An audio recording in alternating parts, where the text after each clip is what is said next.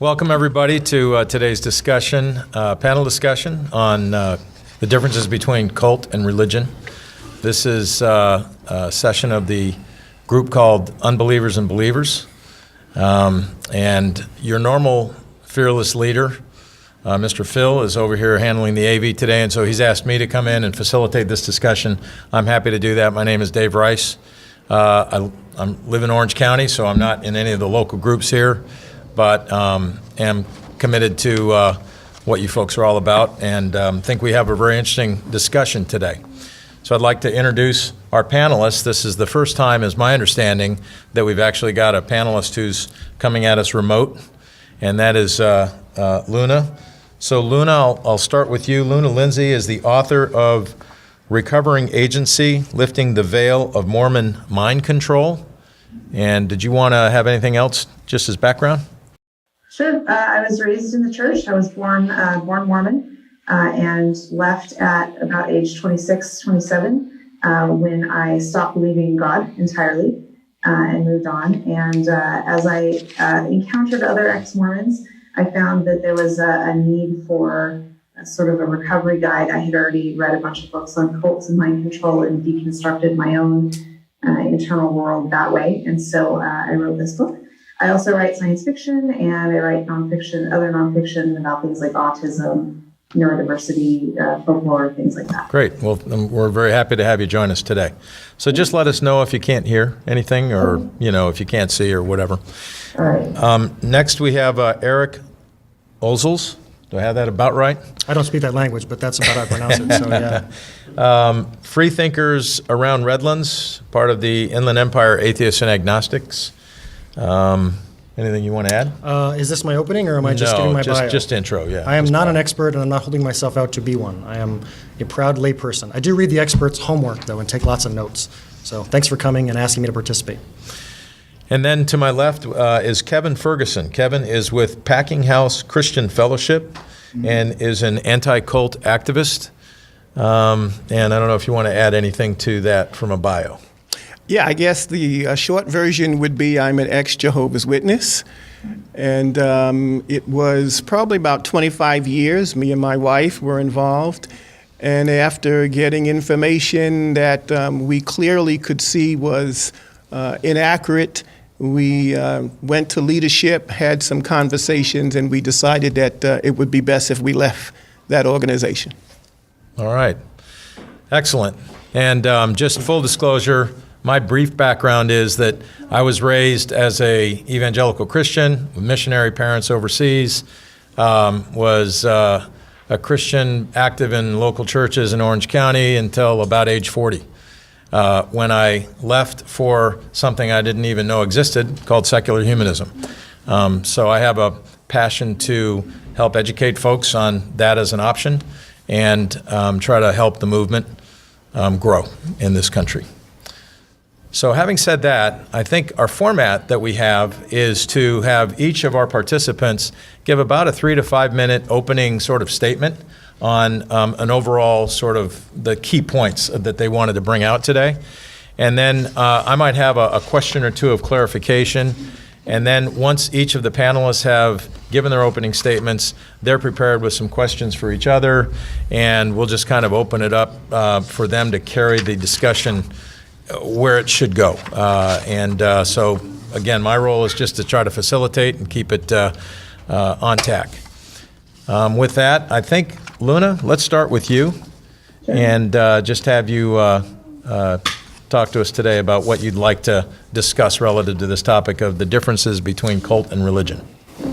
Sure. Well, I'm really passionate about getting out there what the myths are about cults. The media likes to sensationalize it and tells a good story when you have a lot of drama around cults and mind control. But really, these are natural human tendencies that are just being leveraged by con artists, abusers, and manipulators. So that's what I like to talk about.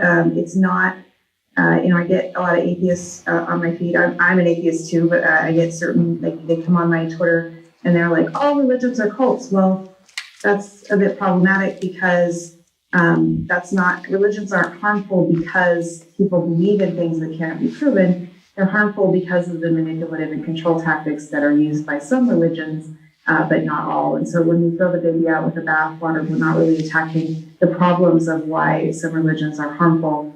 We're just getting rid of them. And meanwhile, you don't have to be a religion to be a cult. There are political cults, there are commercial and business cults.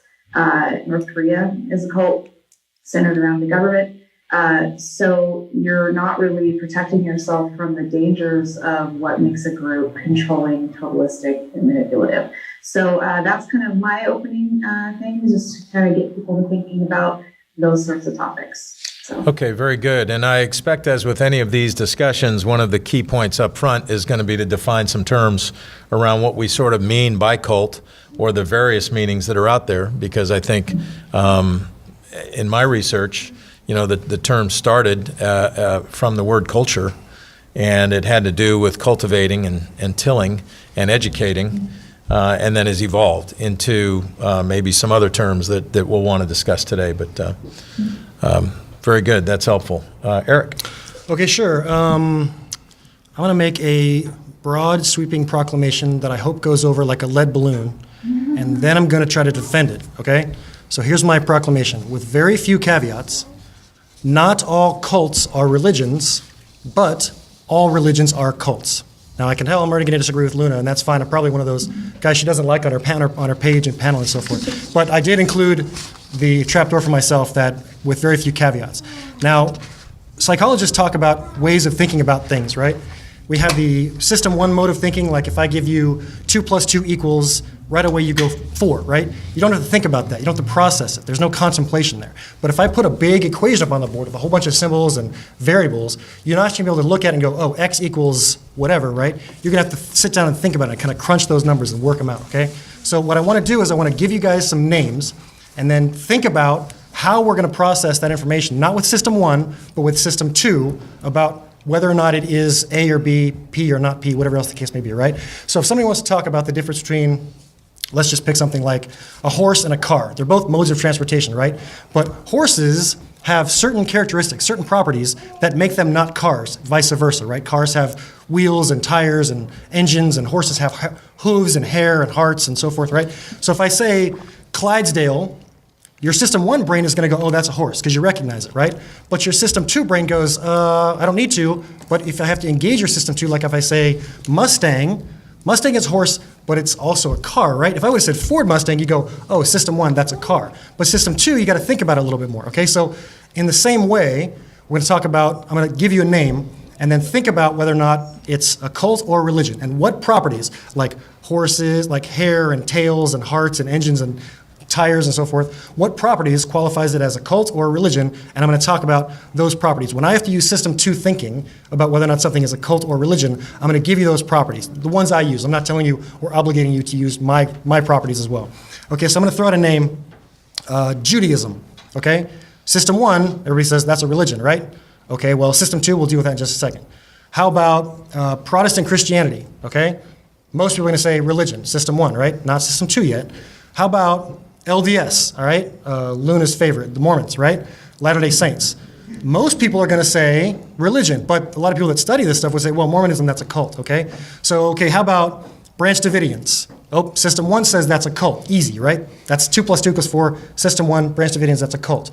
However, if we have to go System 2 and think about it, what differentiates? Where is that line of delineation between the Branch Davidians and the SDA, Seventh-day Adventists? If you didn't know, the Branch Davidians was a subset of the Seventh-day Adventists. Seventh-day Adventists are a subset of Protestant Christianity. Protestant Christianity is a subset of Abrahamic monotheism and down and down the road goes, right? And there's a little bit of overlap where they kind of differ in slight ways, very, very small, minor ways, but for the most part, they're subsets. They're spin-offs, like Frasier was a spin-off of Cheers, right? Okay, so this is the criteria I use. You can agree or disagree. And these come from different dictionaries, all of the objections of dictionaries granted. I'm going to concede those dictionaries don't establish how we use words. They reflect how we use words. Words are descriptive. They're not prescriptive. They don't make things in the world around us. All that stuff on balance, taken, okay? But it's a good place to start. So I've got a few different dictionaries. I've got the iPhone dictionary, which is my favorite. I've got Webster's. I've got some from the literature, the pro literature, with Steve Hassan, Rick Allen Ross, Robert Lifton, Margaret Singer. I read all the pros, and I love their stuff. And then there's some other things that I've developed over time.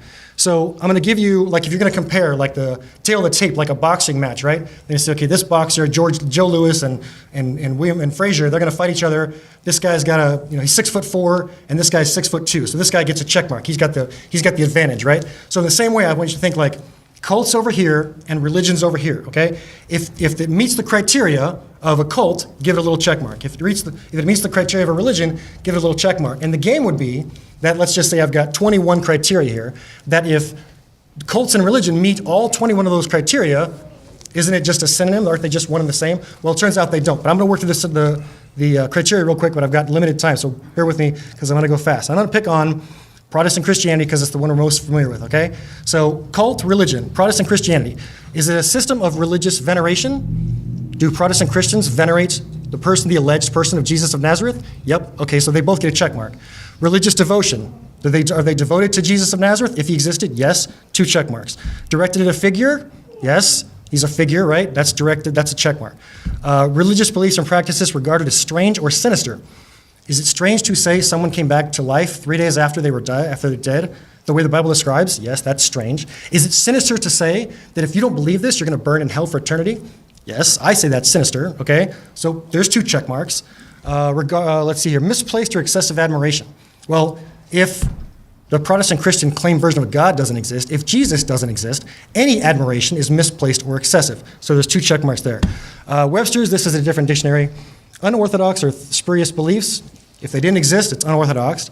If they don't exist, it's spurious. There's 2 check marks. Exploitation. Do churches ask for money? Are they exploiting people? Are they telling them things that are not accurate and asking them for things in return? Yes, they're exploiting them, okay? Isolation. Do preachers say, unfriend people in your life that don't glorify God? That's isolation, right? There's the 2 check marks as well. Family estrangement. Somebody knows a passage better than I do. I stopped reading the Bible years ago.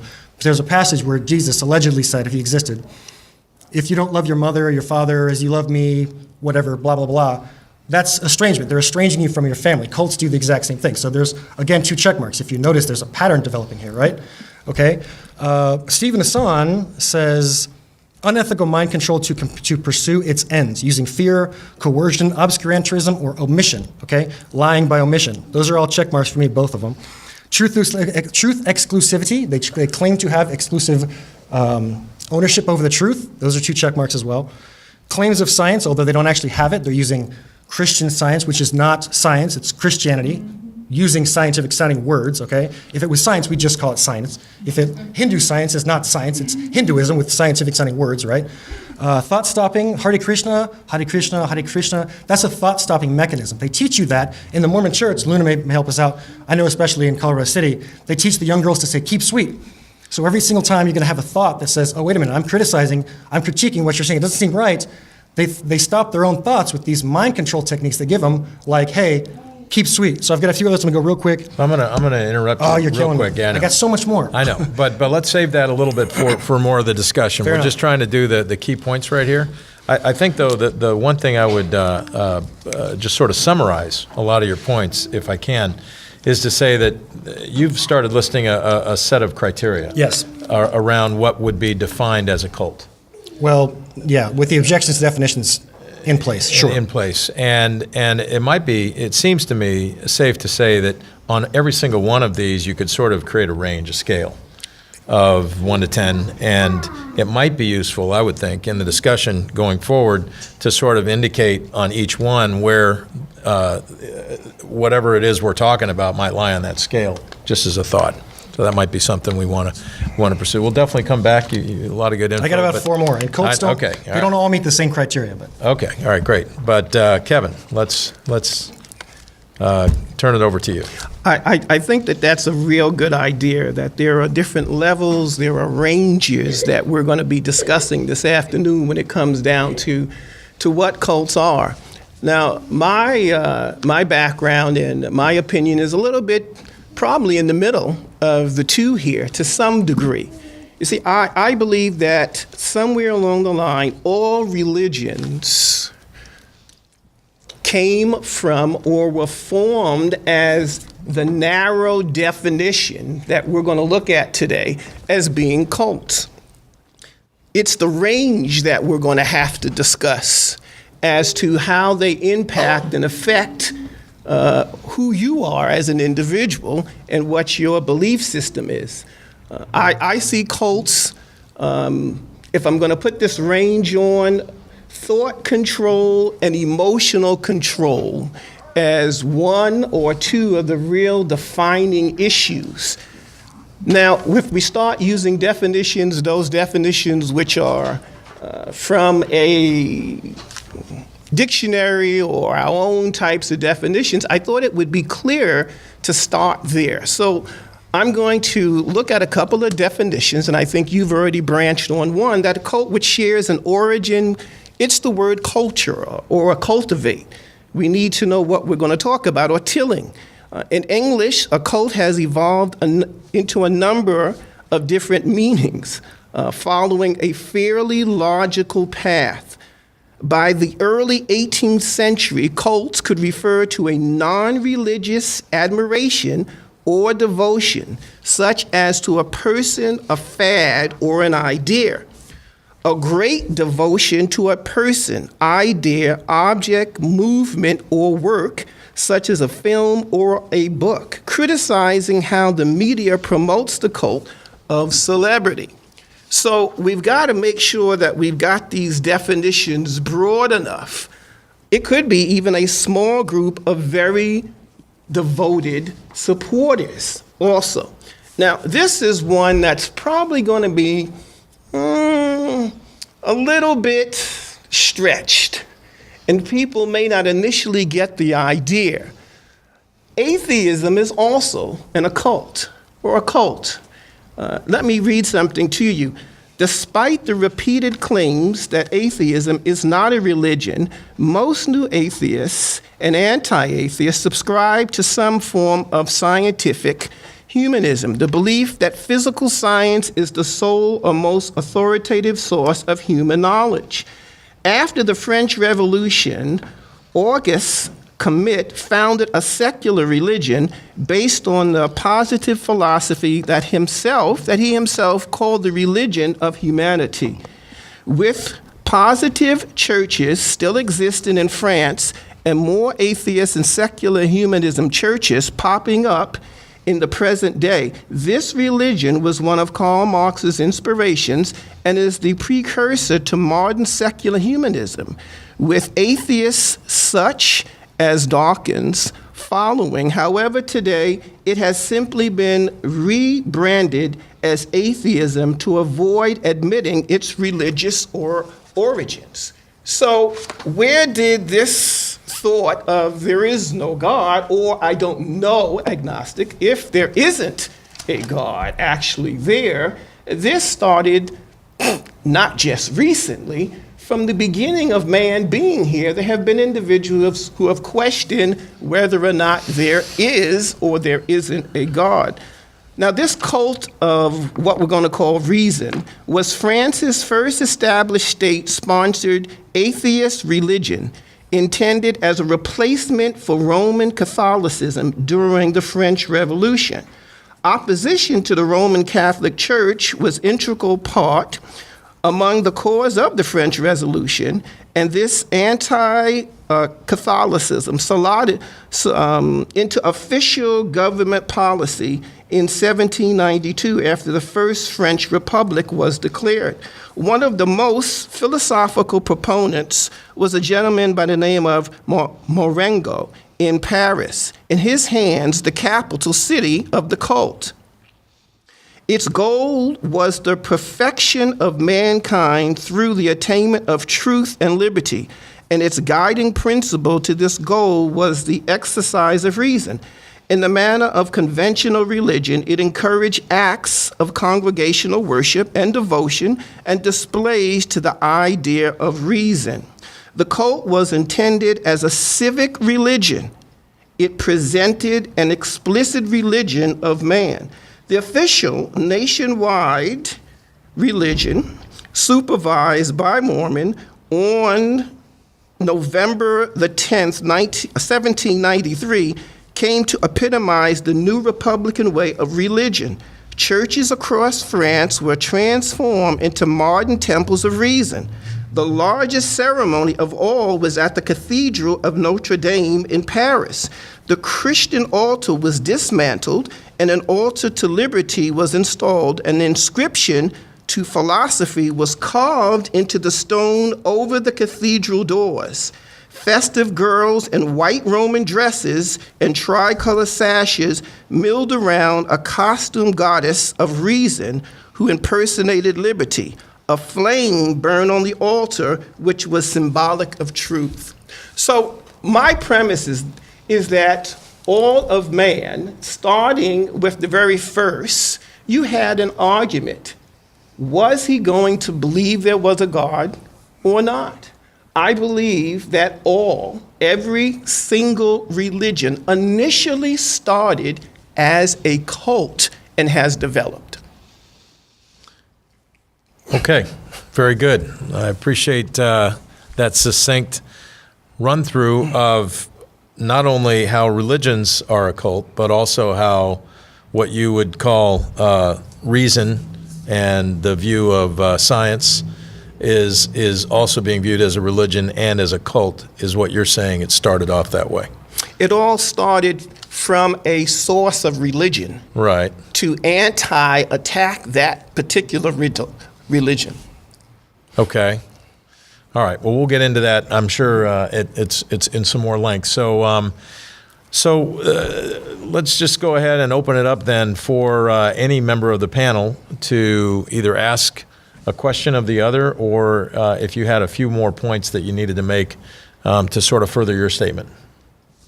I'll make my points. I was getting to 21 criteria. You were close. I did go over my allotment, and I apologize. That's all right. I was getting to 21 criteria. I'm going to spare you the rest of them, but they're all there. Okay. All right. The point is the punchline here is that Protestant Christianity meets 19 of those 21 criteria. So if you're going to tell me that Protestant Christianity is not a cult, you're basically relying on a relatively small group, which was one of the criteria. Arguably, Protestant Christianity is not a relatively small group anymore, but that's just a matter of dates, right? And indemnity condition, which is something Stephen Hassan talked about, where they isolate you from people for long periods of time, like the Mormons have. I don't know if Luna went on a mission or not, but they isolate you for 2 years. In the Moonies, they isolate you for 40 days, where they control your behavior, your information, your emotions, the behavior you're talking about control. That's an indemnity condition. I'm not aware of that in too much mainstream Protestant Christianity. But of the 21 criteria, Protestant Christianity meets 19 of those. One of the ones that makes exceptions of other religions is a living deity. So like Sun Myung Moon or Jim Jones, they worship the living deity. So when I talk to people about the difference between cult and religion, they say, oh, cults, they worship somebody that's alive, and religions worship somebody that's dead. Okay, if that's where you've got to hang your hat to make the difference between a cult and religion in your head, to rationalize your belief system, that's fine. But I don't know many Protestant Christians that are not going to tell me that the alleged person of Jesus is not alive at this moment right now. So they do worship somebody that's alive. So it does meet that condition as well. Another one that I didn't get to, I think is really valuable, is recruitment. All religions and all cults go out and recruit in the world around them, with the caveat of Judaism. Judaism does not go out and recruit, because we're the chosen people of God, so they just keep that insular as it is. I don't want to monopolize the conversation. Kevin brought up several points I'd like to address, but I want to give somebody else a chance before I dominate everybody with my voice. I have a question. Well, you know, Would you say that the UU is a cult or a religion or both? I'm sorry, one more time. Would you say that the Universal Unitarians are a cult or a religion? Well, like everything else, it hinges on how you're using the terms, how you're using the words. If you define religion, to the Lipton criteria, to the cult criteria, the 21 cult criteria, or the Robert Lipton's eight mind control. 8 mind control tech. They're going to hit some, but not all. I'd say, what's your threshold of when it determines, okay, this was a cult, but now it's a religion? If it's 21 criteria and if it meets 15, are you going to say that's a cult? Or are you going to say it's a religion? It depends. The Unitarian Universalists don't have supernaturalism, And every definition I can find, again, definitions are problematic, every definition I can find of religion includes some supernatural element. So there they would make themselves, it's like a religion without supernaturalism is like a vertebrate without a backbone, okay? I disagree with that. I think they are a religion. They call themselves a religion. Most people think of them as a church. You go to Unitarian Church if you go there. You go there and you're going to hear, who knows what you're going to hear from the pulpit. You might hear quotes from the Bible. You might hear quotes from the Quran. It's generally there's all kinds of jokes about how, why are Unitarians bad at singing? Because they're always reading ahead the lyrics to see if they agree. Unitarians are very non-totalistic, I would say. When you go down the criteria, they are not this uniform body of believers. They tend to believe in things like don't hurt other people. They're kind of humanists, really. They're humanists who, some of them believe in supernatural things and other ones don't, but there's no criteria. And my argument against your sort of lumping all Protestants into one big bucket is the quiet ones, the ones that don't stand on street corners on soapboxes, they don't get on TV. I have friends who are Christian, and I wouldn't have known that they were Christian if it hadn't come up for some reason months after we had known each other, because they keep their spirituality to themselves. They're contemplative about it. They don't push it on me. It's not totalistic in the sense that they need me to believe it and they need everyone else in the world to believe it. They're Protestant Christians. So I think when we look at these systems, we need to look at the smaller chunks of them. Cults want us to think in absolutist thinking, black and white thinking. When I left Mormonism, I rejected that. I want to look at your individual group within. Catholicism is a really great example, because I attended, you think of Catholicism as this very strict nuns with switches kind of a thing. And so, yes, there are aspects of Catholicism that are very cultish. It depends on where you live. Because I went to a Catholic meeting in Seattle, and I thought, I was like, am I in the Unitarian building? Because they're about it, they spent the entire meeting, it was near Father's Day, talking about fatherhood, didn't hardly mention Christ at all. And the pastor on the bucket for clothes for homeless people, it wasn't about the money and about all the glory and all that controlling stuff that I'm used to seeing from Catholicism. So even within Catholicism, it really depends on which segment of Catholicism you're talking about. And I would say the same with Protestant Christianity. And there's people who get a lot out of their religion without controlling others and without feeling control themselves. Okay, And can I a couple of points you brought up there I want to address. Let me jump in and let me ask Kevin. throw that back to you. I am totally in agreement. Again, we're going to have to boil down to, and I know some don't want to in the panel, some of the definitions that are being used and whether or not there is a number, because all of the things that someone might consider as a cult may not be, and you're going to have to put a number on it again. My reference point is, though, that all of these have started out as a cult. Imagine now, here Jesus Christ shows up, and he says that he's the Son of God. Not only does he say he's the Son of God, he says that he can grant you eternal life, and that if you follow him, he'll go ahead and give you those items. So you have the Jewish Sanhedrin at this particular point who is running the Jewish religion, and they're looking at him as, my goodness, he's someone that's off his rocker. He's the Son of God. Then you have individuals like Josephus, who is a historian, who says Jesus was here. It's not maybe if he was actually local in Israel, but if you look at his writings, he was a historian at the time, and he says, no, Jesus actually walked on the earth. Well, that could be considered initially as a cult. Yes, Jesus said that I'm going to raise myself up. He had followers that came behind him. They claim that was close to 500 of them saw him actually rise from the grave, and he said that he was going to come back again. Well, initially, there was only about 3,000 or 4,000 individuals who said that they were Christians. Could that have been considered a cult at that time? Sure enough. But then you have to go further with the definition. Once you get to a size and what they're promulgating, then I think, Eric, you can maybe make a better judgment. And I think that's what she's trying to say, which I'm in agreement with. What are they promulgating? How are they promulgating the information? Does it meet all the criteria? Now, you just ran off several criteria, but they don't always meet. So trying to lump them in all in the same boat is not something I think is going to work. Okay, so we're letting out a lot of line here, and I'm letting a lot of points get by that I want to get back and address to, but I don't want to, again, dominate the conversation. So I'm going to back up just a little bit to what you said earlier, Luna, talking about lumping all Protestants in. We have to be able to speak in generalities. And I agree with you. We run a huge risk of opening ourselves up to anomalies and aberrations of those generalities. But if I say men are taller than women, that's an accurate statement. However, if you're standing Danny DeVito next to Lisa Leslie of the WNBA, you just found an exception to my rule. But it's still an accurate statement to say men are taller than women on average, on balance, right? Okay, so you're right. You can find exceptions to the rule, which I gave myself a trapdoor of the caveats. There are things about some of these groups that might not qualify on all the characteristics and criteria. So that's my first point. My second point was, I was starting to say, and I hate to borrow from Dan Dennett, but he talks about vertebrates and honorary vertebrates. The octopus meets all the criteria of a vertebrate, but it doesn't actually have a vertebrae. So you can say, oh, Buddhism is a religion, but most of it doesn't actually have a supernatural component. However, that is the essential criteria of most definitions of religions, is they have supernatural beliefs. So you would call, hold on a second, please let me finish. There are several points about Buddhism where you could say that is a religion, but it doesn't have supernatural beliefs, so we would call it an honorary vertebrate, like a octopus is an honorary vertebrate.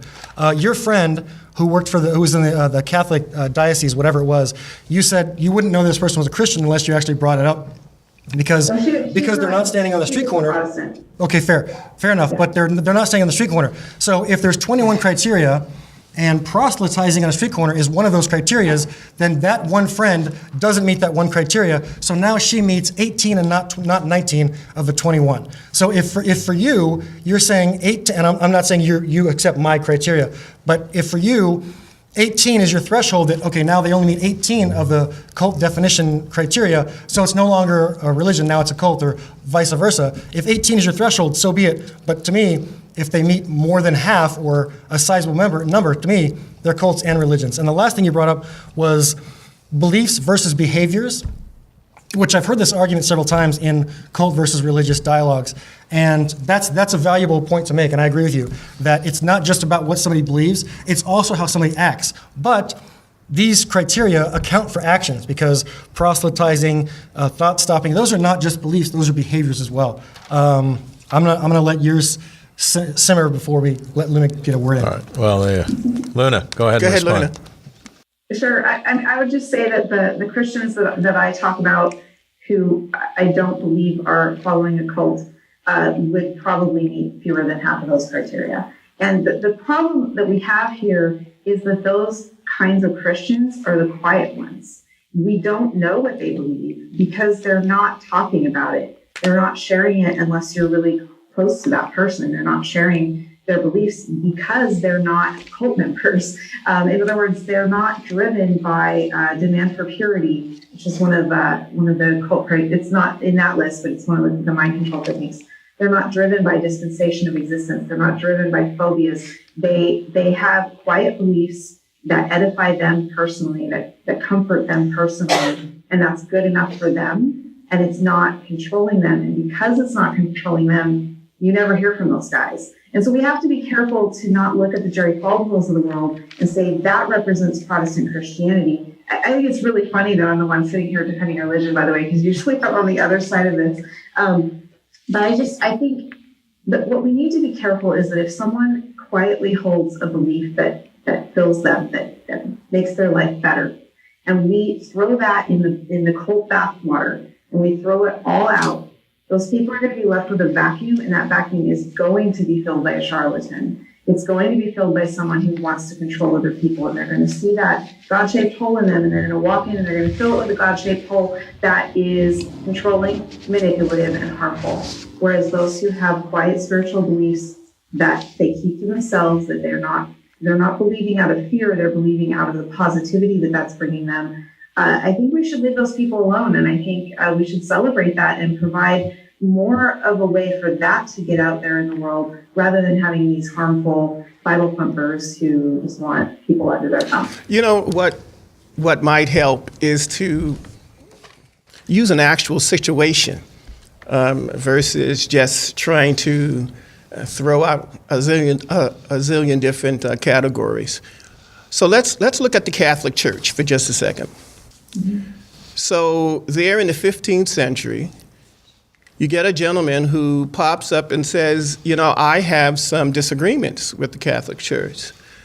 And I don't care that the leadership is telling me to do one thing. I want to do something else. And I'm speaking of Martin Luther. And we know that as the Protestant Reformation. And he decided that based off his study of the Bible, that he was going to leave the Catholic Church. Initially, he was ostracized. He was told that he was wrong. He was condemned by the Catholic Church, and he was forced to leave the Catholic Church. Did he initially start a cult? You could say that initially that was a cult. My concern is what comes after what he did. Could that be considered a cult? What criteria are you using there for cult to say that he could have started a cult? I am using the fact that it was he himself, one, a small segment that was refuting what a larger segment, Catholicism, was promulgating. He thought that the doctrines were being interpreted improperly. He says that it was faith that would allow you to become in good standing with God, and not by works. Okay, so it was a small group, and he was a person leading it, but would you say he was holding himself up as somebody to be venerated and he was the focus of it, or was it simply the doctrine? Like Lutheranism? It was, no, he wasn't holding himself up. Actually, Martin Luther wanted nothing to do with this initially. Exactly. He simply was pointing out, matter of fact, he was trying to work with inside the Catholic Church. Yeah. He went to the Pope and said, you know something, I think this might be more accurate. I'd like to work within, and they kicked him out. So a little bit like a Galileo. Yes. Right? So one thing I think would be maybe helpful for everybody is we've all had a chance to sort of lay out a viewpoint. But I would like us to come back to maybe just within one or two sentences, if you could, just sort of highlight what the main thrust of your position would be, just to gain some clarity, because it does seem like we're a little, I mean, I've basically, Eric, heard you say, and correct me if I'm wrong, that your main theme is that religions are cults. I would phrase my own ideas differently. Thank you. Okay, I'm sorry. Well, I'll ask you to do that, but that's what I've heard, and so I'd like you to clarify. And I'm kind of hearing you, Kevin, say that you agree all religions are cults, and oh, by the way, atheism is also a cult, or at least came from that. I mean, that's sort of what it sounds like, but maybe you can clarify. And Luna, I'm going to go back and start with you. If you could just try to, in a sentence or two, summarize your main point, and then let's pick it back up from there. I think that might be helpful. All right. I would say a cult has to be totalistic. It has to be universal, and the person has to be, there has to be harm caused. It has to be coercive and controlling in some way. And that's a scale of, it's a gray scale. There's severely controlling groups, and there are not very controlling groups, and there's all the spectrum in between. So I center it around harm caused and control. Okay, great.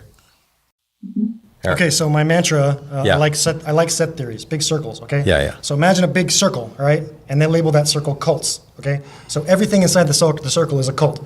And then a smaller circle inside that, I would say, label that religion, okay? So all things inside the smaller circles are religions, but they're also co-located with cults, okay? There are cults that are not religions. There are cults that are not religions, like multi-level marketing scheme, Amway, Herbalife. Those are cults as well, but there's no supernatural component, so they don't qualify as religions. Est, I think I pronounced that right. Mm-hmm. Back in the 80s, it's now called Landmark. Okay, These are large group awareness training settings. These are cults as well, right? They meet almost all these criteria, enough for my threshold, right? But they're not religious because they don't have supernatural components. So I'll just spit my mantra out again. Not all cults are religions, but all religions are cults with few caveats. Okay, Kevin. I think in the narrow definition that each religion could have initiated, again, in a very narrow definition, could have originated as a cult. I do believe, though, that some of the criteria behind that become what is their intent? Are we talking about the 3 or 4 things that I consider to be harmful? 1, emotional control, thought control, and informational control. Those 4 items, as this narrow definition as a cult develops, is what I would say would become a cult. Okay. So based on that, and I think that's helpful, thank you. Let's pick it back up then to what questions do any of you have for any of the others, or any other points that you would like to make? I have a question Sure. to Eric. Yep. Do you believe atheism is a cult? Well, And if not, why not? I'm gonna quibble with your question because you know that's how I do it. All right. I don't think in terms of. I'd like a straight answer. I don't. No, from the but question. your question is based upon suppositions that I don't make. Okay, so I made the supposition. right? But I'm answering the question. You want my Okay. response, right? Okay. Okay. So the word believe means to accept as true. All right. I don't think in terms of believe because my acceptance doesn't change the fact of the matter. Something is a fact whether I accept it or not. Okay. I also don't think in terms of true or false. That's only a dichotomy in formal logic. That's not what we're doing right now. Okay. This is conversational. This is colloquial. Okay. So I don't care about believe. I say I think this is accurate. Okay. Because my acceptance doesn't change anything, and true can come from definition. I don't care about that. I care about facts, accuracy, not truth. Okay. And it's just a little bit of semantics, quibbling, but it's how I express my ideas a little more clearly. Okay. So your question was, do I believe atheism is a cult? Well, I don't think atheism is a coherent concept. It is a useful term. It gets the idea out. It's the idea. It's the word people are expecting when I say the word atheist. But I define things in the positive. That's what language does. It labels things by what it is, not by what it is not. Atheism is a great word on a T-shirt. It's a great word in an elevator when you've got 30 seconds. But it doesn't address what I actually think. Okay? I think humanism is fantastic. I think love and compassion and helping people is great. I don't identify myself by what you believe. You believe in theism, that's great. I can say I'm an atheist, but that doesn't tell you what I actually am doing, okay? So your question is, let me phrase your own question if you'll accept this or not, Kevin. Do I think that not being religious is a religion? That's not my question. That's not my question, but go ahead. But isn't atheism not religion? Isn't that what it means? You can answer your own question, but that's not my question. Right, but your question requires me to accept and use your asserted definition of believe. Maybe you can, Kevin, help define what you mean by atheism, because I think literally atheism means not God, not belief in God. And I think what Eric is saying is that itself, that term, is not proposing a certain belief system. It's just saying what it doesn't believe. So what are you implying? It can. It is strong and weak. What are you implying when you say is atheism a religion? It's whether or not the simplicity, do you believe that there is a God? Provide me with objective evidence, and I will think that whatever you've provided me with is accurate. Okay, so at this particular point, you don't know if there's a God, or you don't believe there is a God? I don't believe things. I see no objective evidence to think there is a God. And what's your definition of objective? Objective relates to the object itself. It doesn't relate to the subject talking about it. So my watch exists regardless of your subjective viewpoint or perspective of it. And I can provide demonstrations and tests. Anybody who wants to go up and check and see whether my watch exists and works is welcome to do so right now. And this is repeatable and observable and testable, okay? That's objective. It doesn't matter what your perspective of it is. That is objective. Is that clear? It's objective that it's there, that you see it. It's objective that it exists and works, and I know it in the same way that I can know anything else that I have objective evidence for. So my question is, where did your watch come from? From only relates to inside the universe, because I know where you're going, and this is not actually the topic of the discussion. Just so we're aware, this is just apologetics. trying to clarify it. I understand that. I'm just trying to clarify. I know what you're looking for. You're looking for me to say the manufacturer. This is Casio. Not necessarily. Well, whatever. You're looking for some origin, right? And then you're going to ask me what the origin of that was, and so forth. You're thinking that's what I'm looking for. I'm simply asking you a question. Where did the watch come from? I bought this at a base exchange in Germany. Okay, so you saw the watch there at this exchange. Okay, so if you see it, you believe it. Not necessarily, because So things you- exist different ways. Things can exist physically or conceptually. So you don't believe what you see. I don't think in terms of believe. I think in terms of think, because believe requires my acceptance. My acceptance doesn't change the facts. Okay. But I'm struggling to still kind of understand the relationship between that question and the topic of, is it a cult or is it a religion? I mean, help me with that a I little think bit. Eric had the assumption that I was asking whether or not atheism was a cult or a religion. No. So. No, I was quibbling with your word usage. Oh, okay. More than anything else. Let me ask you this, and I don't want to forget that Luna's here because Yes, why she's don't on we let camera and Luna- she's remote. Go ahead, You've Luna. not been forgotten. We Give me better- just 1 second. we better let I her wanna- jump in. I want to ask you the question, okay, the way it sounded to me in reverse, okay? Do you believe nudity is clothing? Initially, yes. I did. Nudity is clothing? You Yes. heard it here, folks. Nudity Yes. is clothing. Yes. Thank you so much, Kevin. You're You're very welcome. useful today. Luna, did you want to add anything? I've got a couple things for what you said before we did our control alt delete. I wanted to add something that might maybe clear things up, that I've noticed there's a difference in perception of what atheism is between theists and atheists. There's a big difference between I do not believe in God and I believe there is no God. I do not believe in God. That is different than believing there is no God. There might be a God. There might not be a God, but I don't believe. I haven't seen sufficient evidence to believe that there is a God.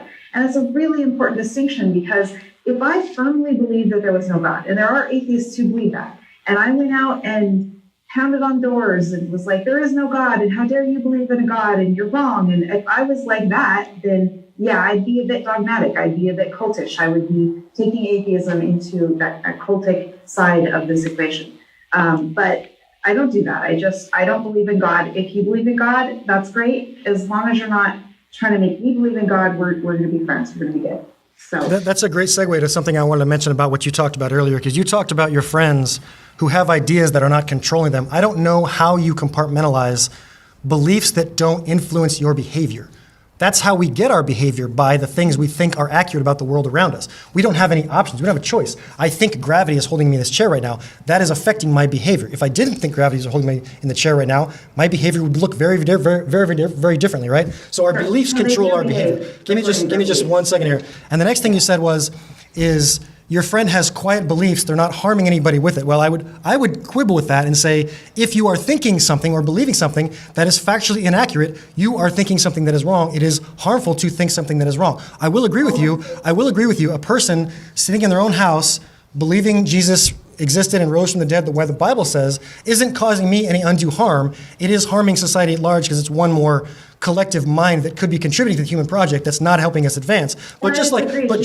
just like smoking, you're not hurting me if you're doing it alone in your house. But when you do it in a car with little kids, now you're imposing it on them. When you do it in front of a building, at a government building, now you're imposing on everybody else that walks in that building. So your behavior, your beliefs about smoking, religion, does impact the rest of us, because you get out and vote and you indoctrinate kids with those things. So it's not quite as simple to just say, oh, they're quiet beliefs. Assumptions about my friend, though.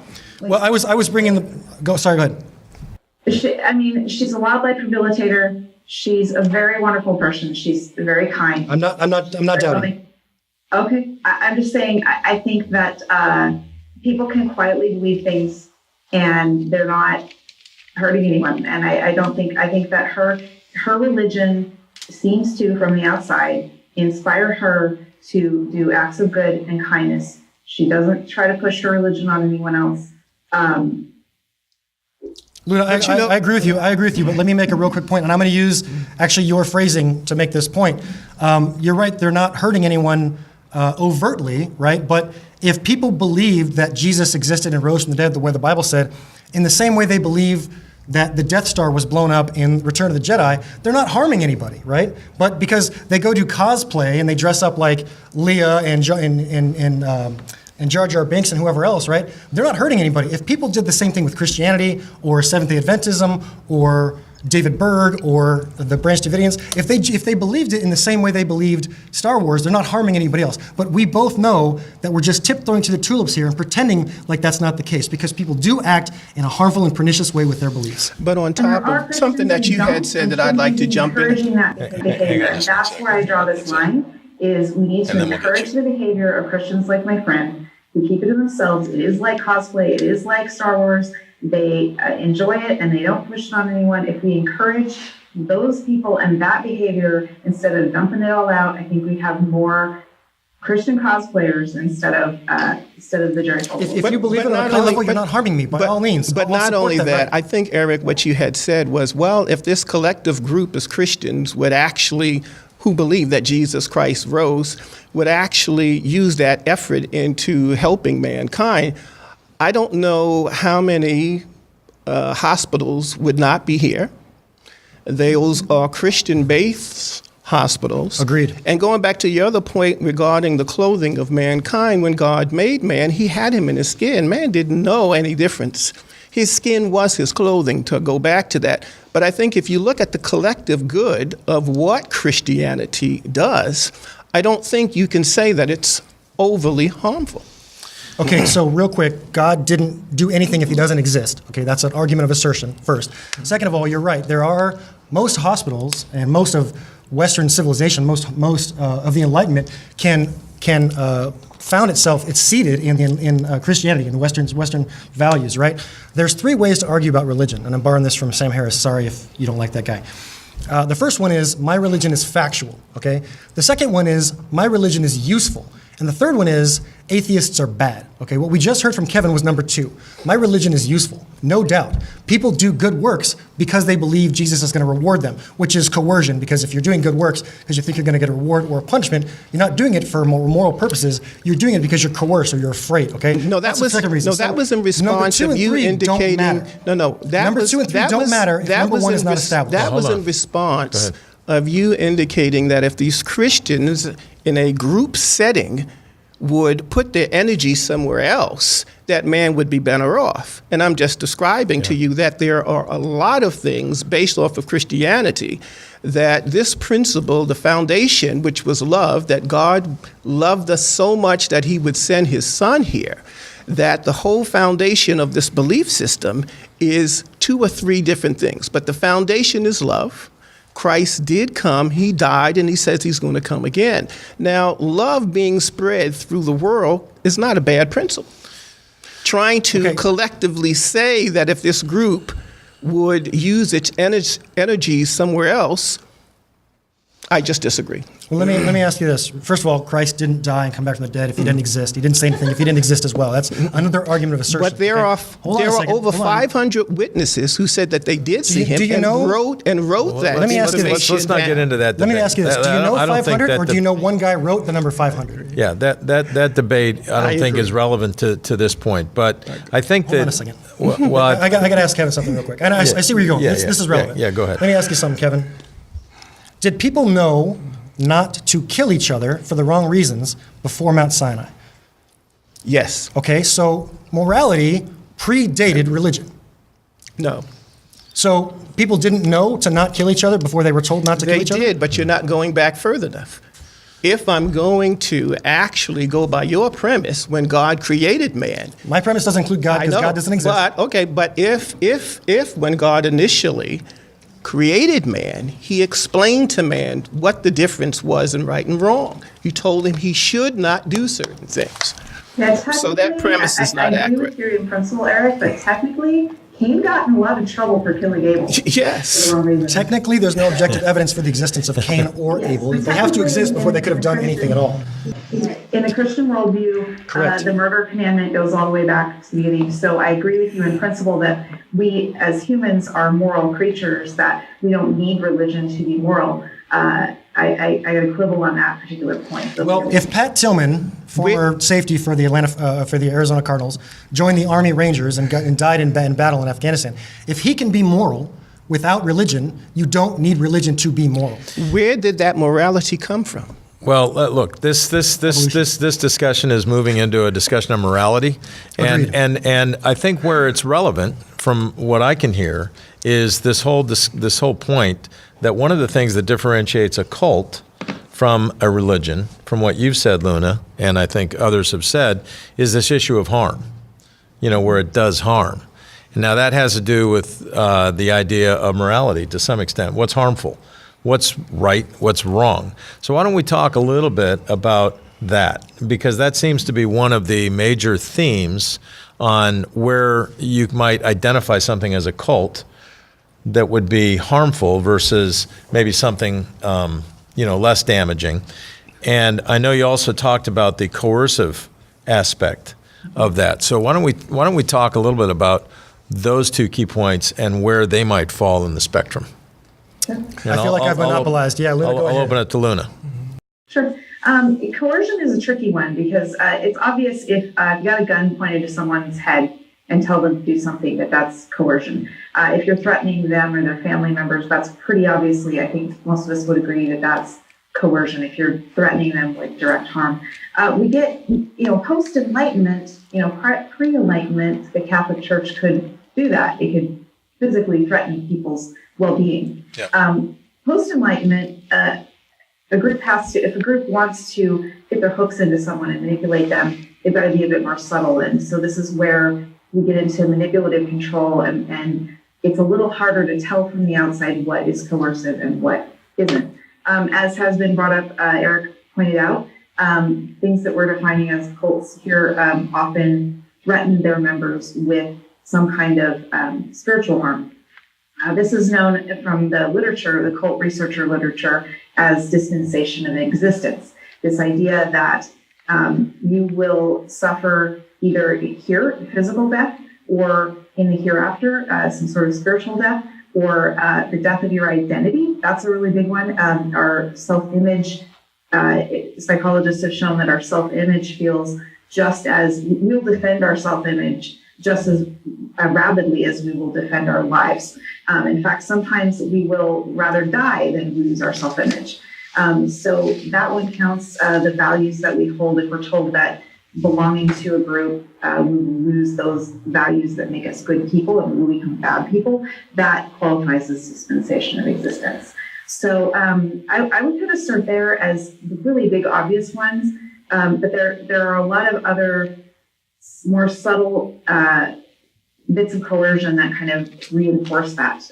You're not probably going to just walk down the street and join up with the first guy in a soapbox who says, join me or go to hell, join me or die. We're going to be like, whoa, hey, hold up. It's got to be more subtle. You have to start out with carrot before you introduce the stick. And so the carrot can be a form of coercion as well. So it's a pretty big topic, but just opening up with that, I think. Yeah, I think it's a combination of several of the things that you had already mentioned, but I think along with that there is this mind control that you are being told constantly two things: that one, you're never going to be good enough, and then secondly that we have a direct link, and I'm speaking on the religious side now, that you have some type of direct link to God as a single channel, that no one else has this particular. And if you don't actually follow what we're telling you, yes, you will be damned to hell, or you will suffer some type of consequence. Along with suffering the consequences, we are not going to allow you then to have informational control. We are going to provide you with all the information, and if you don't follow this information, then we are going to excommunicate you from the particular group. And then finally, we are going to cut off your socialization with anybody that you knew within the group, including your own family. Now, are you referring to any particular groups there? Sounds like Protestant Christianity. Well, Sounds like Jehovah's Witness.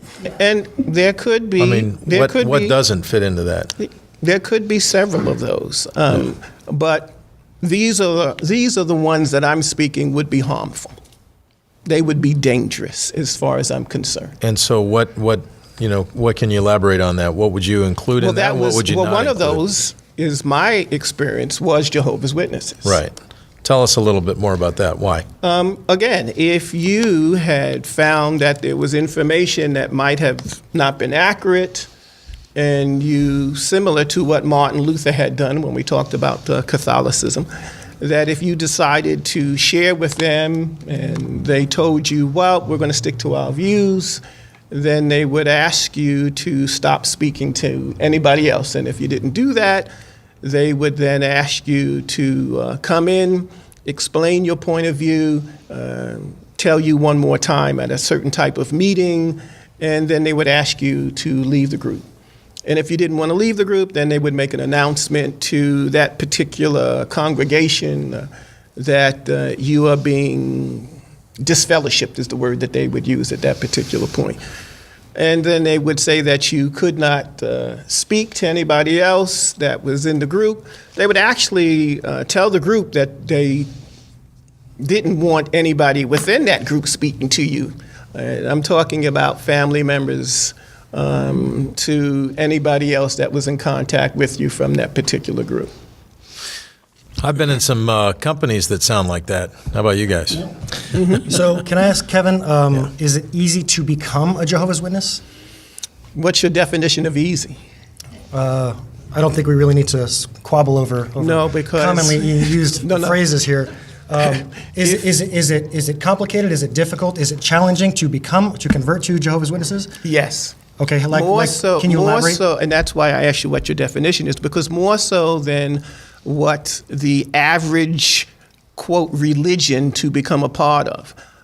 You just can't walk into this organization and say, I'm a Jehovah's Witness, go ahead, I accept your beliefs, go ahead and baptize me. They won't allow you to do that. You have to sit down, and they're going to take you through several months of study. There are several books that they use that you're going to have to go through, commit to these studies. And the study is not just all the time with one individual. Sometimes they will pass you around to several different individuals. Once you go through these studies with a member in good standing, then they will allow you to come in and do a formal baptism. And then you will be considered. They're watching you through that whole study process, though. They're going to anticipate and expect that you are going to go out into what they call the door-to-door service. So you are being evaluated. It is not just your belief system in whatever their doctrines are. Through that evaluation process, then you will become baptized. And that's why I asked you what your definition was. The word is not as simple as you have it to be. Thank you for sharing. That's very interesting. It's actually a really good segue to get my last few criteria on the record here, because I didn't get a chance to earlier. And that was easy in, easy out. I think that according to what you just described, Jehovah's Witness would not qualify for easy in or easy out. Like my example of that is Islam. Like in Egypt, if you go to become a Muslim, you just walk in and check your name next to a box, and now you're a Muslim. But to get out of Islam, the punishment for apostasy in Islam is death. Right. So I would consider that hard out, easy in, hard out. Okay, so that's one of the criteria of a cult. I guess Jehovah's Witness, at least for that aspect of that one criteria, would not qualify. The next one I had was conditional acceptance, and you talked about excommunication and disassociation and disconnection from loved ones. Conditional love doesn't have conditions by definition, right? So if you don't accept what we think, if you don't agree with us, accept our doctrine and our dogma, we're not going to love you conditionally. The same thing with if you don't accept the existence of Jesus and rising from the dead 3 days later, we're not going to love you. You can't have eternal life, or whatever else the case may be. And something else I want to bring up is you said one of your criteria, one of the ways you look at how people in cults are treated is they have this impression of you're never going to be good enough. Isn't that kind of the same idea as original sin? You're born broken? Am I wrong? Only in the fact that your sin is no longer counted against you. Once Jesus dies for your sins, all your sins are covered. They are strictly wiped away. It is as if you've never sinned in your life at all. So you are automatically made good enough by Jesus' blood. So you don't have to worry whether or not you had sin. I think all of us can say that we've done something wrong, or sin is called missing the mark. But if that sin is actually taken away from you by your faith in Christ, you no longer have any sin. When God looks at you, then you no longer have sin. It's no longer a condition at all. So you have free will to accept this gift or not, right? and you can choose not to accept that. Yes. Okay, so if you So don't you have accept free it, it's will. conditional. It's conditional love, and then you get your sin back because now you've just blasphemed, right? So you get your sin back. It is that God has put it out there. It is free for anybody who wants to take it. So it is not a conditional love on God's Oh, it is- part. it is absolutely conditional. It's Yeah, a it is. conditional love on your part. Right, Is but what it is. he set the parameters. It's his game. It's his board game, right? And you got to play checkers or chess. And he gets to decide, right? If it's his game, it's because he created it. So I'll agree with that. Only if he or she exists. I'll agree with that. Well, you're going on the premise that he does exist because you just said it's his game. Well, no, I'm accepting your premise for sake Well, of then it argument. is. For sake of argument only. Then it yeah. is. So I actually, you brought something up, and I don't want to dominate Luna here because I feel like she might get excluded because Yeah, she's I was electronic. just gonna bring her I had in. a really good analogy, and I can get it out quick. It's something I use on the street frequently. It's about harm that cults do specifically. If you tell a child, go clean your room, or I'm going to beat you with a baseball bat. Are you harming that child? Even if you never hit the kid with a baseball bat, even if the baseball bat doesn't exist, you're still harming that child. You're motivating that child with fear. You're terrorizing that child, aren't you? You're not, even though you may not cause him bruises, you're causing him emotional scarring and psychological pain, right? That's terrorism, okay?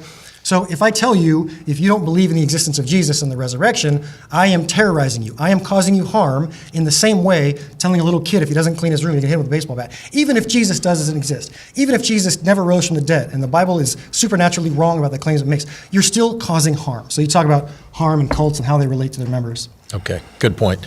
Luna. All my points are good, thank you. Luna, you've spent quite a bit of time, it sounds like, focusing on Mormonism in particular. What can you tell us about, how you view that relative to some of what we talked about as a cult or not, and what are some of the issues there? Sure. I like to think of, since I do believe it's a spectrum, all groups fall somewhere on the spectrum of coercive control or not. Yeah. I think for the average Mormon, it'd be like a 6 out of 10. If 10 is, if 1 is the knitting circle where you learn how to knit sometimes on the weekends, and 10 is the People's Temple, Jonestown Massacre. So I would put Mormons at about a 6 with exceptions. For instance, Eric earlier mentioned missions. So when you are on a mission, I'd say you're closer to an 8 or 9. You're physically isolated from the world. You can't call your friends or parents. Your schedule is laid out for you 24/7. You're constantly being watched by another missionary. I would say that that is a great example of when Mormonism starts going up. There's, of course, the Mormon offshoots as well, fundamentalists, LDS. I'd say they're pretty close to a 10 all the time.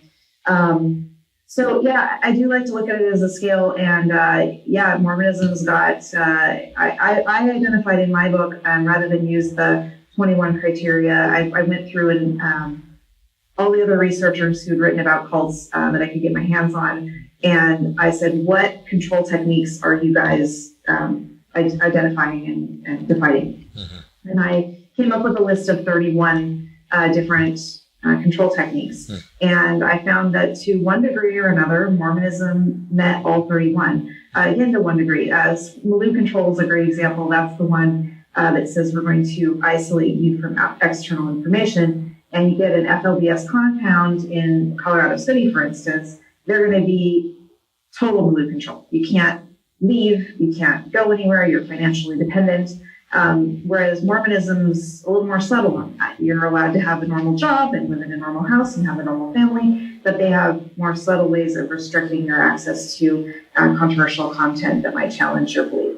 So, but there's other ones where Mormonism does it all the way. Demand for purity is a great example. That's the one where perpetual inadequacy, you're never adequate. There's a list of things that you have to constantly be working on. And it's an overwhelming list that seems like it's doable the way it's presented, but in actuality, it's not doable. Mormonism has a pretty big corner on that market, I would say. You know, I think on that scale, too, for me, is uniformity. Even if information is inaccurate. I know as a Jehovah's Witness, we were told, well, we'll get around to changing that information, but up until that time, we want you not only to believe that information, but we want you to tell others this information. and it was called uniformity of thought.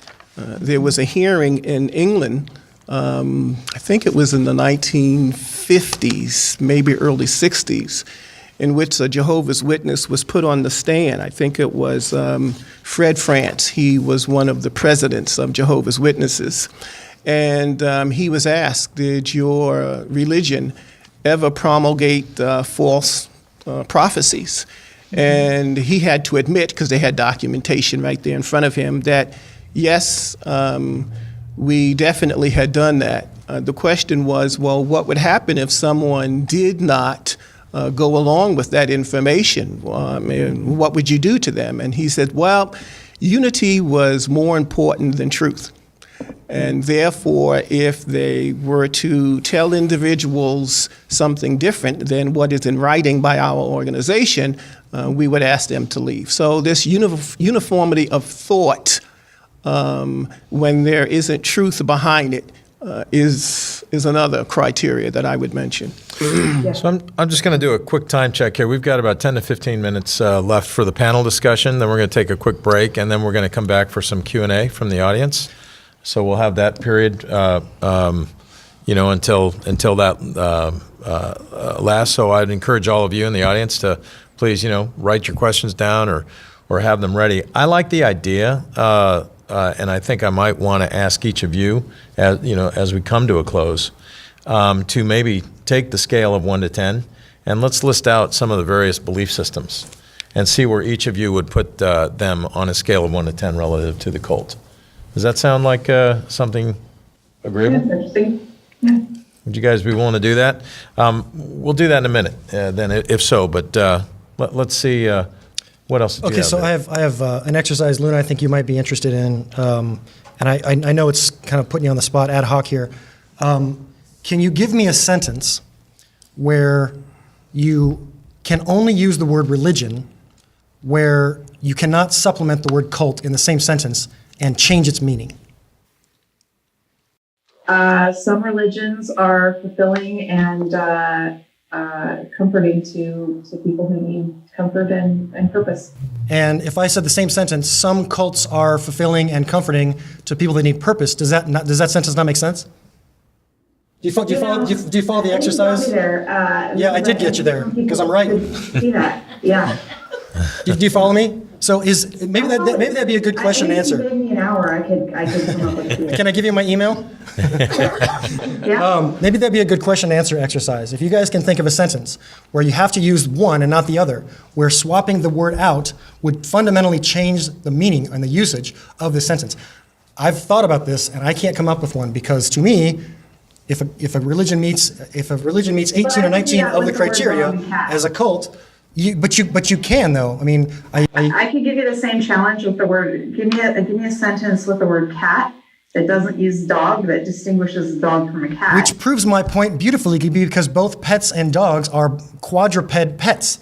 Both cults and religions are synonymous. They're the same thing. That's my point. You just proved my point for me. Thank you so much. I think it goes, I really But think. they're both members of the same category, which is quadrupedal pets.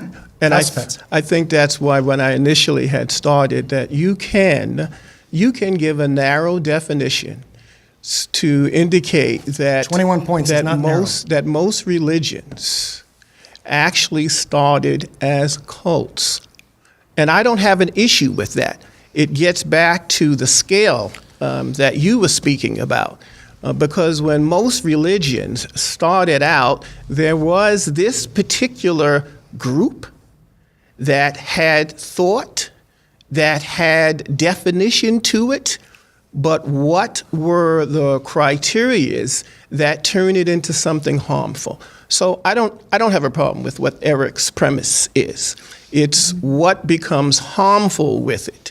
Is it truthful? Is it accurate? Well, and it How also do we determine accuracy? well- Not with faith, with objective evidence. If I look at that, well, I'm not going to get into an argument with okay, you. all right. But if, Let's do it later. if that mountain is there, it's there. Okay. It would came also, from somewhere. It would also seem to me that you could list any belief system and also have a scale of how much its adherents adhere to the total beliefs involved in that. In other words, if you take just standard Protestant Christianity, you've got a large scale of folks that are, pretty literal about it all, all the way to very liberal, if you will. And you could probably apply that to most things. So I think, again, it makes it a little difficult to generalize just groups, without having all this gradation. That's what makes this a bit of a challenge. But again, back to the original topic, which is, what are the differences between cult and religion? Eric, you're pretty clear. Not much, if nothing. I think, I'm not sure that I've heard anything really fundamentally different, Kevin, from you about that. Did I just carry the day? Luna, I think you've given some wiggle room on that. So let's go ahead and let's take a following list of belief systems. And I'm going to ask each of you, assuming a fairly strong adherence to these belief systems for what they represent, where would you rate them 1 to 10 as far as being a cult? Can we define what we're actually talking about here? 10 is 10 is high. 10 is high cult. High cult High symmetry? probability, yes. Okay. High cult to symmetry. So basically, 10 is People's Temple or Heaven's Gate. People died because of that. I'd Right. say 10 is like max. Yeah. Okay. The Inquisition, the Crusades, people died because of that. All right. Let's start. So I'm going to start, Luna, with you. And let's start with Jehovah's Witnesses.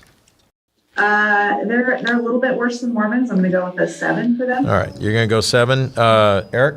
10. Kevin? A 10. Okay. 10. How about Mormons? Luna? 6 most of the time. Yeah. Eric? They meet 19 of my criteria. That's close enough to a 10 for me. All right. Kevin? 10. How about mainstream Protestantism? That's a lot of different numbers depending on. There's a lot there. There's a lot there. You've got to speak in generalities. Yeah. I'm going to go, they range from, I'm going to go with I'm going to say they never go lower than a 3 or a 4, and that they can go all the way up to 10. Okay. That's fair. By the way, I'm talking about the present day form of these. Yes. If you were to ask me about 1850s Mormonism, I'd be 10. Yes. Because they did kill people and they have theocracy and the whole thing. So, And I think that's a real good point. It's where Just in case where anyone's it wondering, came people from. in Kenya and South Sudan are dying right now because of Protestant Christianity. That's very true. That's a 10. They meet 19 out of 20. That's a 10. I mean, Northern Ireland, look at the Balkans, Bosnia, Herzegovina, Serbia, Croatia. Lots and lots of people are dying because of modern day Protestant Christianity. This news we get is censored, believe me. China. Not to mention Islam, right? Which we'll mention. Kevin, where are you on the Protestant? A 1. A 1. Okay. How about mainstream Catholicism today? that's another mixed bag. It really depends on the region. Yeah. I'm going to say they don't go lower. I'm going to say the same thing as Protestant. They don't go lower than a 4. Okay. But they can go all the way up to 10. You got the Magdalena laundries. You got the Ordos Deo. I forget their name. But yeah, they're hardcore Catholics. Okay. Eric? I think I'm starting to notice that, Luna, you're judging on behavior and not beliefs. Is that a fair assumption? Correct. Okay, Yeah. I'm judging. Sure if you believe in a pink unicorn, you can believe in pink unicorns all you want. As soon as you start hurting people with the pink unicorn, that's more of a... Well, if you're saying there's the same objective evidence for pink unicorns as there is for Yahweh, we'll agree on that point.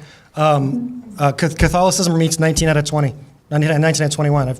I've not shifted. I think it is interesting to point out that Protestant Christianity moved Kevin from 10 on everybody else to 1 on his own. Yes. Because people in a cult never ever want to admit they're in a cult, and they think everybody else is. All right. I think that I'm looking at a belief system.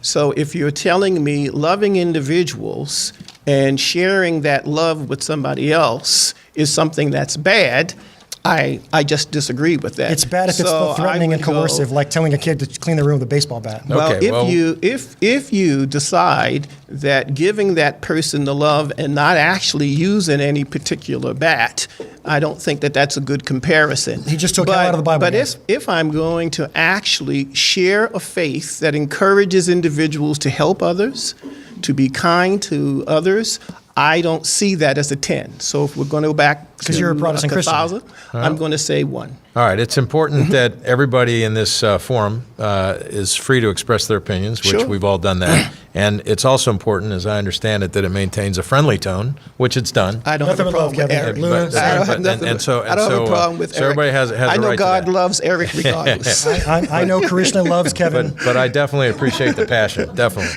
So Kevin, for Catholicism, for you, where would you put that? I'd say about a 3. Okay. All right. How about, Luna, you brought up Unitarianism, I think? Yeah. Where would you put that? I've been like at about a 2. Okay, roughly? Yeah, Consider it's all over the map? Money to keep afloat. They ask people for money, but kind of other than that. Yep. Yeah. And Eric? I'd like a little more time to go through my list here, but just off the cuff, I'd agree with Luna. It's about a 2. Okay. And Kevin? I have them up as high as an 8. Wow. Interesting. Why? I'm not sure Okay. of all their belief All right. systems. I see. But what I do know of their belief systems, I have them at about an 8. Okay.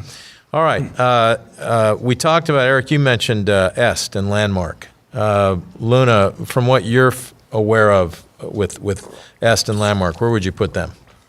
Depends on your involvement. If you only go to one of their seminars, they're going to be about 5, maybe a 4 or 5. But if they manage to hook you in for the rest of their program, they go right on up to at least an 8. Okay. Eric? I think I've noticed a flaw in the scale we're using. If we're just talking about cult, landmark est is a 10, but if we're talking about a religion, it's a 0, because they're missing the supernatural component Well, that is intrinsic to every definition of religion. I'm talking about But they cult. do have sacred science. We're talking about sorry? cult. They do follow Lifton's criteria for sacred science, which is, Yeah. doesn't have to have supernatural. It is a system, a totalistic system that dictates what you should do and how you should behave. I agree, and I hold Lifton in very high regard, although he's not the messiah of talking about cults. I'd say if we're just defining whether or not est is a cult, I'd say it's a 10. Yep. Whether or not it's a religion, I'd say it's a 0, because Okay. they have no supernatural Sure. component. I hear you. Kevin? 10. Okay. How about Scientology? We haven't really talked about that. If you're in Sea Org, it's a 10. I don't think they go as low as a 7 for the people that are not in Sea Org. Okay. 100. No equivocation. I just wanted some clarification. So if they're not in the COG, you still think that they should drop down to, what did you say, a 7? I'm I'm curious why. They treat different members differently. So Tom Cruise, the reason he's all super hyped about it is because they treat him pretty well. I would say they probably don't control his behavior very much at all. That's a good point. Because he's their spokesman That's a and good he point. wants them to be really. So yeah, I'd say for people like the celebrities that it's as low as a 7. Yeah. That's a good Okay. point. That is a 10 good for me. point, but it's the same point as saying that Lisa Leslie is taller than Danny DeVito if I say all men are taller than women. It is an exception. That's true. 10. 10 for you. How about Islam? Depends. I'm going to go with the same as scale as I gave Protestants on that, 4 to 10. Okay. My feelings on Islam is I think it's liberalizing the same way Christianity liberalized Yes. during the Enlightenment. And we should encourage liberal Muslims to continue doing their thing and not just quench them all. Because when we quench them all, we're basically helping out the absolutist thinkers on the 10 side of the scale. Yes. Who's the young lady that wrote Infidel? Ayan Hirsi Ali. Isn't she proposed like 5 changes to the core beliefs that she's trying to get adopted that would remove a lot of the extremism? Which They're not going to allow it. Right, I know The that. problem But is I- Islam but they're doesn't not have gonna- the, it doesn't they're have the not internal gonna allow it. mechanism to allow They're not gonna reformation. allow it. But it's the right movement. Yeah, it's 10 if you're asking me. 10. 10. Kept 10. All right. And how about humanism? I'm not terribly familiar with the humanist movement other than I think I technically am one. But generally, I'm going to go low on that, although there are probably some segments of humanists that go higher than that. I'm going to go with like a 3. What are some of your, just curious, what are some of your impressions about it that might lead you to think that it would have cult-like qualities? Any group I'm going to immediately be suspicious of. Like you're going to have to prove me down a little bit just because the nature. It's a group. Again, as I started this, cults sort of form naturally where these are human tendencies to think in terms of absolutes. And so a group is going to have to actually kind of work a little bit in order to resist that. So my impression is that they're kind of like universalists, only without the the sort of spiritual element that universalists do have. It's free thinking. It's about coming to factual conclusions and about treating our fellow man with respect and kindness. So yeah, down there with the universalists, like 3, 4 is something, maybe less. Okay. Yeah. Eric. I just read through my list, which I'd love to read off in lightning mode, but the only one of these the only one of these criteria that it satisfies is recruitment. So 1 out of 21 is a 0 for me. Okay. And Kevin. I'm going to say a 10. A 10. And the reason I'm going to say a 10 is because of this definition. The belief that physical science is the sole or most authoritative source of human knowledge. If you believe that this is all there is, then you are going to put yourself into a position of, why don't I just do whatever I want to do? Whether that hurts, harms somebody or not. So I'm going to say a 10. So your understanding of humanism is that its only source of knowledge is science. Correct. I see. Okay, well, that's fine. I mean, that's probably a good indicator as to how the humanist movement, if you will, has a lot of education, to still do. Because that's not my understanding, but I think it's valid that that's yours, and that's clearly, I think, a perception that's out there. So, Okay. anything else for final comments before we take a break and then open it up to Q&A? I had several points on the stuff Kevin said in the early start. We got so inundated with stuff, but it was all standard apologetic stuff, not what Phil is trying to drive at today. So we'll leave that for the day. All right. Well, awesome. Thank you so much. At this point, we'll take a break, and then we'll come back for some questions. Thanks, guys. Thanks very much. Okay, thank you.